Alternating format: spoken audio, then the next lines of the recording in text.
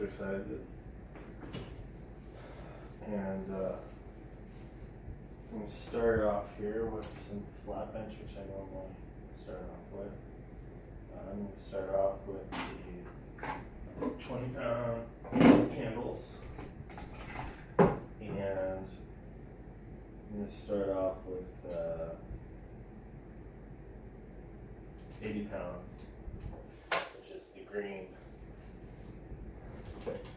selection here.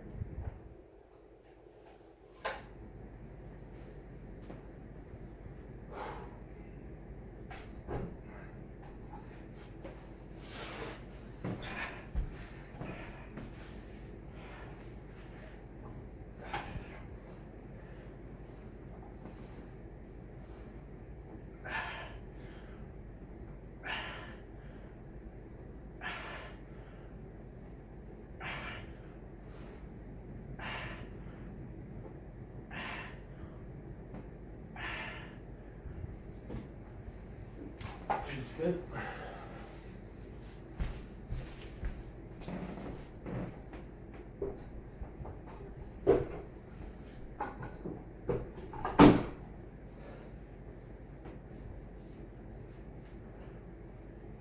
So I'm thinking today, flat bench, incline bench.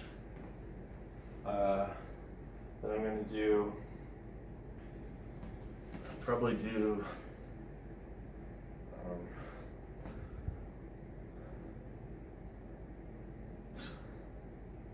some accessory chest exercises, and I might do 2 depending on how I'm feeling. But here I did 80. I'm gonna go 111, which is blue. And then Alexa stop. And then 137.5, then 152.5. So it'll be 1, 2, 3, 4.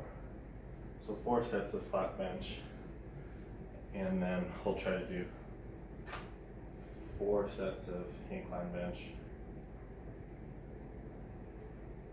And then for the accessory, we'll see, maybe like, I could maybe do 3 and then do 2 accessory. That might be better. So I can try that.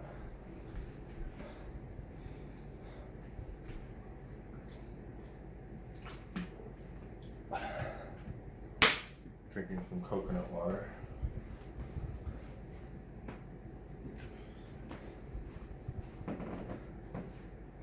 So I got it 111,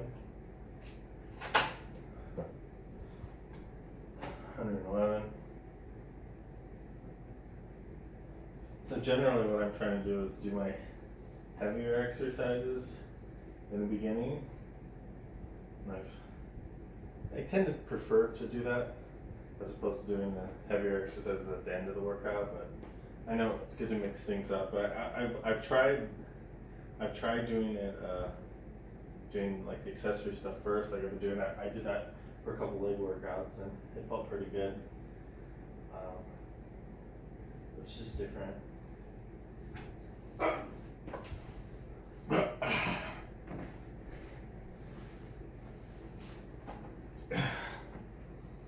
That feels pretty good. This is 111 pounds.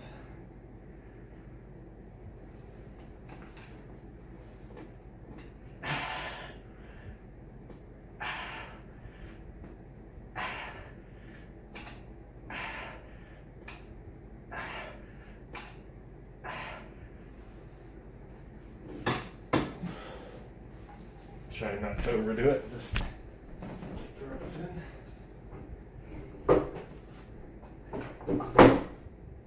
So I'm going to switch off the 20-pound handles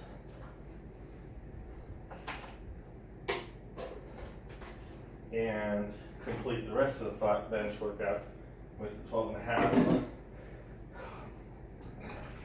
just because it's a little bit less weight that I can pick. So when I pick the purples here, this will be 137.5, so I'm jumping from 111 to 137.5. And with the PowerBlock, it's a little confusing compared to just working out in the gym where you're going up in 5-pound increments or maybe 2.5 or 10 pounds. But here it's kind of all over the place.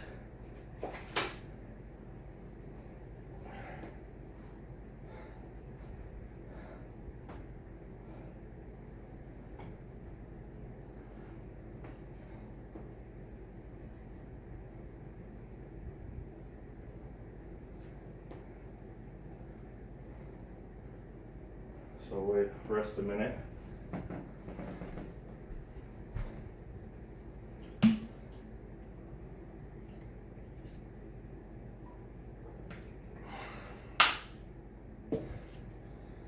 And my back's feeling pretty good today, so I'm gonna hold off on using the belt. I might use it on the last set, I'm still not sure. Because sometimes the belt actually helps so you don't get hurt when you're bringing the weight back up. Because that's when you can kind of pull something in your back. If you're doing it by yourself, if you're doing it with a spotter or whatnot, if it's really heavy, then you can, or if you're at the gym, you can just toss them on the ground, which I can't do with these because that would totally destroy the ground and these would not work well after that.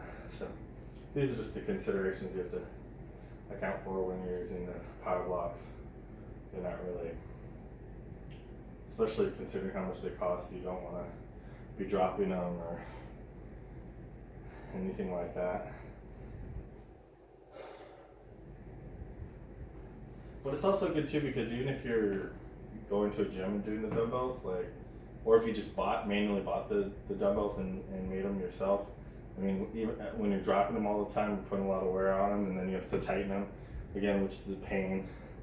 And then sometimes the dumbbells are loose or they're whatnot, and you don't. That feeling is really awkward, especially when the dumbbells get really long because they're like 10s on each side or whatnot. So here, the PowerBlock, even though like the max goes to 175, this is the max it's going to be, which is more cumbersome than a regular dumbbell, but it's not. I feel like it's not as long. It's maybe wider, so that kind of, it's a trade-off, really. So once you get used to lifting with these, you get used to kind of how you need to push. It's slightly different and whatnot. So anyway, so the 137.5.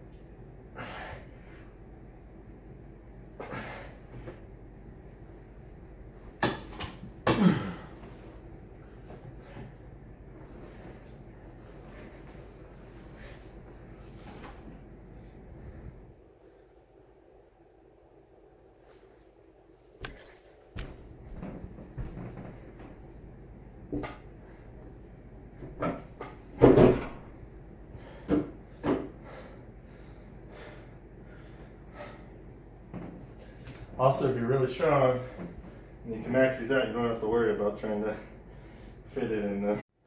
So today I'm going to be doing some chest exercises.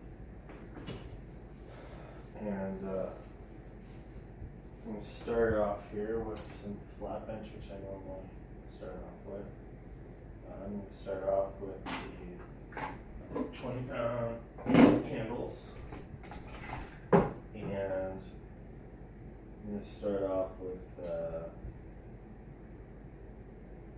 80 pounds, which is the green selection.